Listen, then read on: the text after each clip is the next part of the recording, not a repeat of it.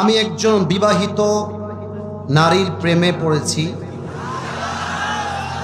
আমরা দুজন দুজনকে ভালোবাসি। আমার এই মুহূর্তে করণীয় কি? আমার কি পাপ হবে? না না, তুমি সোজা বেহেশতে যাবা, একেবারে বেহেশত। বাবারে বাবা, আমার কি পাপ হবে?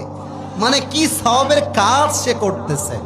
আসলে আপনাদের বোঝা উচিত, বিবাহিত মেয়ের প্রেমে যে পড়েছে তার জীবন নষ্ট করতে আর কিছুর প্রয়োজন নাই। যুবক ভাই, বিবাহিত মেয়ে মানে সে হচ্ছে অন্যের দায়িত্বে আছে, সে অন্যের আমানত। তার সঙ্গে প্রেম করা মানে একজনের সঙ্গে বেঈমানি নয়, একদিকে আল্লাহর সঙ্গে বেঈমানি আর একদিকে মেয়ের স্বামীর সঙ্গে বেঈমানি। তবে এই ক্ষেত্রে মেয়েদের দোষ আমি দিতে বাধ্য হচ্ছি। বিশেষ করে প্রবাসীর বউদের জন্য অনেক যুবকের জীবন নষ্ট হয়ে যায়। কারণ প্রবাসীর বউ যিনি, তার স্বামী থাকে বিদেশে।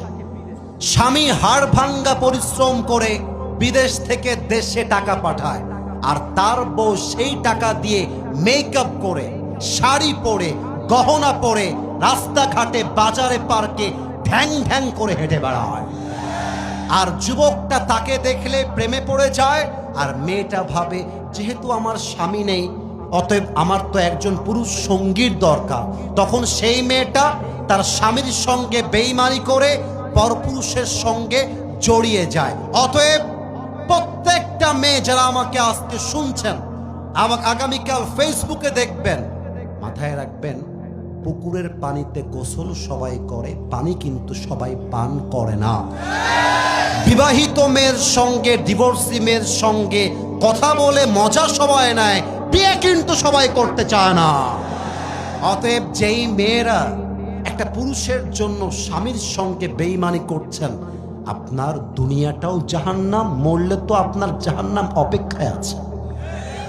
মনে করেন আমার আব্বাজান এখানে বসে আছে। আব্বাজান একজন নেককার দিনদার মানুষ, আল্লাহওয়ালা মানুষ, কথার কথা উদাহরণ দিচ্ছি।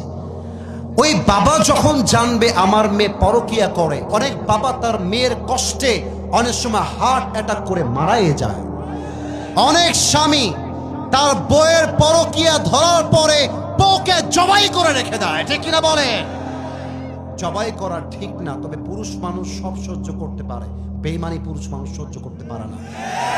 আর পুরুষের মন নিয়ে খেলে আজ অব্দি কোনো মেয়ে তার জীবনে সুখী হতে পারে না।